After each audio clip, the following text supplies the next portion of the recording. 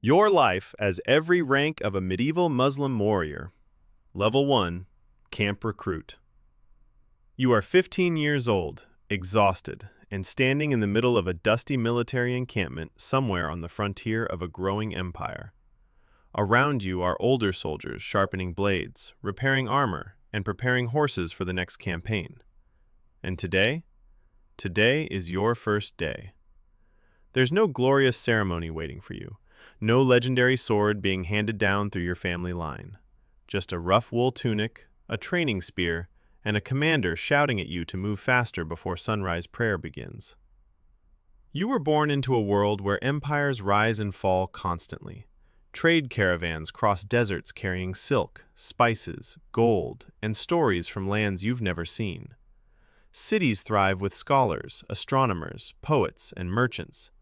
But beyond the walls of civilization are rival kingdoms, raiders, rebellions, and war. Which means men like you are always needed. Your training begins immediately. You learn discipline before combat. Wake before dawn, pray, train, ride, repeat. Your instructors drill one lesson into your mind over and over again. A warrior without discipline is more dangerous to his own people than to the enemy. You train with swords, spears, bows, and horseback riding until your hands bleed. Veteran soldiers mock you constantly. Too slow, too weak, too soft. But surviving military life is already an accomplishment. Disease, starvation, and exhaustion wipe out recruits long before battle ever does. You quickly learn that being a warrior is not endless glory. Most days are waiting, marching, guard duty, repairing equipment, sleeping on cold ground, trying not to embarrass yourself in front of hardened veterans. Still, you endure. And eventually, after years of brutal training, your commander finally considers you ready for war. Congratulations, you are no longer a recruit. Level 2, Cavalry Soldier. You now ride with the army itself, and the difference between training and real warfare becomes obvious immediately. Training fields smell like sweat. Real battle smells like smoke, blood, mud, and fear.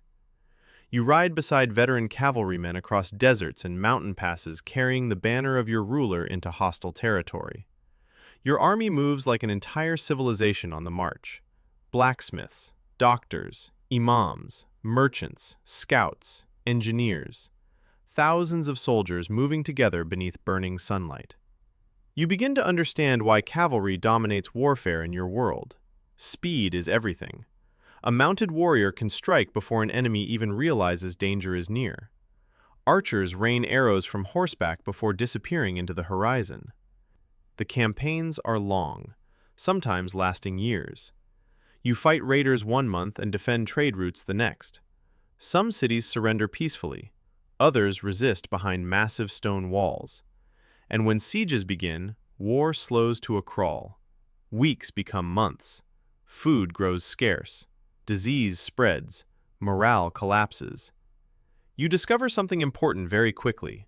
Victory is rarely glorious. Mostly it's exhausting. Still, you prove yourself reliable. You survive battle after battle, and eventually your commanders notice. You're promoted. Level 3, Elite Guard. You are no longer a disposable frontline soldier. Now you serve directly under powerful governors, generals, or even the ruler himself. Your armor is better. Your weapons are finer. Your training becomes far more specialized. Your duties expand beyond warfare. You guard palaces, treasury caravans, diplomatic envoys, and important scholars traveling between cities. You begin seeing the political side of empire. The average farmer only sees soldiers marching through town. You now see rulers arguing over taxes, trade agreements, alliances, and succession disputes. As part of the elite guard, you're trusted with protecting leaders during military campaigns. You stand beside commanders while they plan battles using maps spread across giant wooden tables lit by candlelight.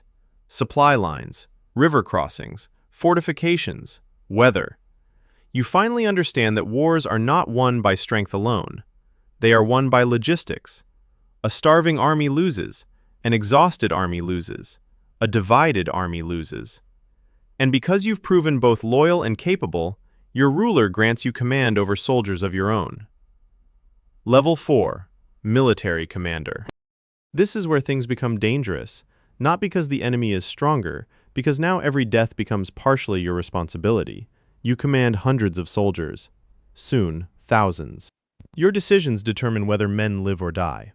A wrong order during battle can collapse an entire flank. A delayed retreat can destroy an army. A failed siege can bankrupt a kingdom. For the first time, warfare stops feeling heroic. It becomes mathematics. Your reputation grows. Victories bring wealth and influence. Poets begin exaggerating your accomplishments. Young recruits tell stories about you around campfires, but fame inside an empire is dangerous. The more successful you become, the more rivals begin watching you. Some rulers fear ambitious commanders more than foreign enemies. After all, history is full of generals who became kings. You're sent to suppress rebellions, defend borders, and negotiate with rival states. Sometimes diplomacy succeeds, sometimes it fails, and when diplomacy fails, armies march. Level 5, Royal Advisor. You are one of the most influential military minds in the empire. You no longer spend every year on horseback riding into battle. Instead, rulers ask for your counsel directly. You sit inside enormous palace halls discussing matters that affect millions of people. Trade, law, defense, succession, foreign relations. You realize empires are fragile things. From a distance, they look eternal, but up close, they survive through constant maintenance. Roads must be protected, granaries must stay full. Governors must remain loyal.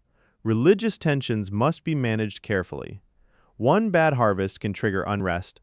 Your role now is preserving stability for as long as possible. You mentor younger commanders, advise rulers against reckless wars, attempt to balance justice with authority. Sometimes your advice is followed, sometimes it's ignored completely. And when ambitious rulers ignore wise counsel, entire civilizations pay the price. Level 6. Sultan. You are now the ruler of an empire. The armies answer to you, governors answer to you. Judges, scholars, and generals all wait for your decisions. From the outside, your life appears glorious. Palaces, gardens, treasures, ceremonies, power. But ruling an empire is less like sitting on a throne and more like holding together a massive structure that constantly threatens to fall apart. Every decision creates consequences somewhere else. Raise taxes too high, the people revolt, expand too aggressively, your armies become overstretched. Show weakness, rivals sense opportunity immediately. You spend your days listening to petitions, resolving disputes, reviewing military reports, and trying to prevent disaster before it begins. And despite commanding enormous armies, you eventually learn the same lesson every ruler learns. Fear alone cannot hold an empire together forever. People may obey strength, but they follow leaders they believe in. The greatest rulers are remembered not just for conquest, but for what they built. Libraries, hospitals, observatories, schools, trade routes, laws. As Sultan, your legacy is no longer measured only by how many wars you won. It is measured by whether your empire becomes stronger after you're gone. Because history is unforgiving. Empires rise. Empires fall. And somewhere out there, another 15-year-old recruit is standing in a dusty military camp, preparing to begin the entire cycle all over again.